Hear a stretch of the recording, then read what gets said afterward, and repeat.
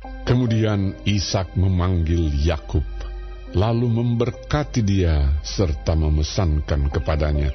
Katanya, "Janganlah mengambil istri dari perempuan Kanaan.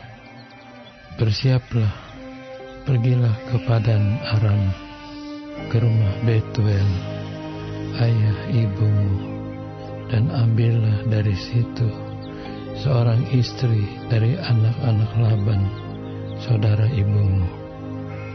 Moga-moga Allah yang Maha Kuasa memberkati engkau, membuat engkau beranak cucu, dan membuat engkau menjadi banyak, sehingga engkau menjadi sekumpulan bangsa-bangsa.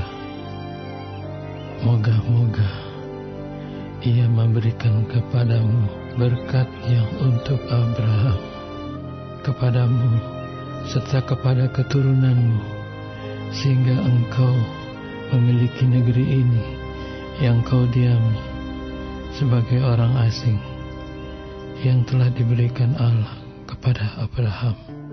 Demikianlah Ishak melepas Yakub, lalu berangkatlah Yakub ke Padan Aram, kepada Laban anak Betuel, orang Aram itu, saudara Ribka, ibu Yakub dan Esau. Ketika Esau melihat bahwa Ishak telah memberkati Yakub dan melepasnya ke Padan Aram untuk mengambil istri dari situ, pada waktu ia memberkatinya, ia telah memesankan kepada Yakub, "Janganlah ambil istri dari antara perempuan Kanaan." Dan bahwa Yakub mendengarkan perkataan ayah dan ibunya dan pergi ke Padan Aram.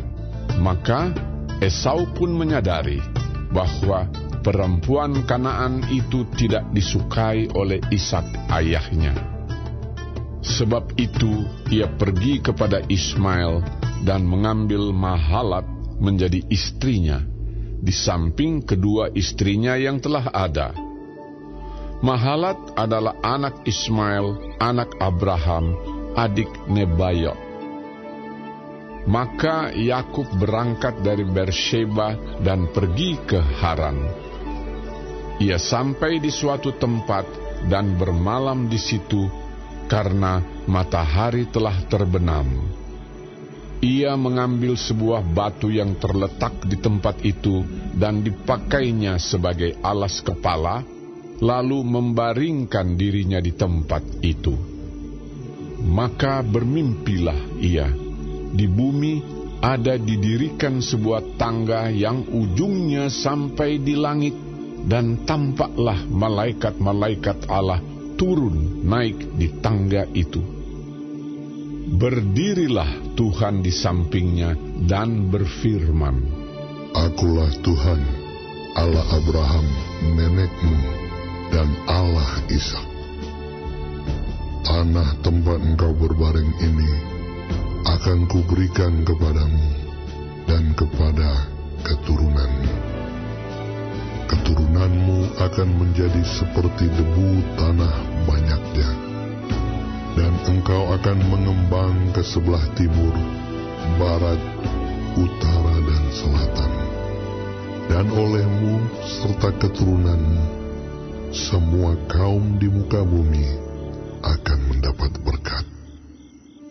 Sesungguhnya aku menyertai engkau, dan aku akan melindungi engkau kemanapun engkau pergi.